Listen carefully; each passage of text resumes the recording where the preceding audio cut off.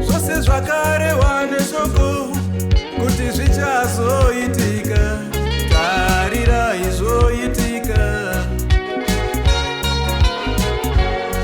Zvose zvakarewa naMwari kuti zvichazozadziswa, tarira izvozadziswa.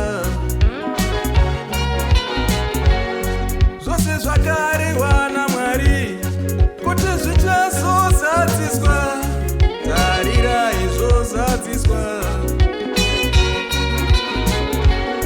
Kana muonde wopfumbudza, ziva izvi zvarave pedyo, ngatidzidze kuverenga nguva.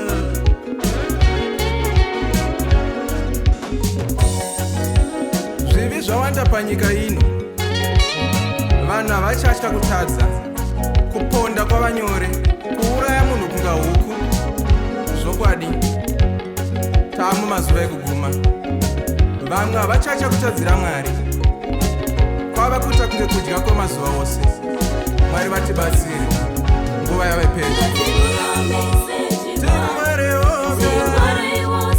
Nekuti tiri pamapere mazuva aya.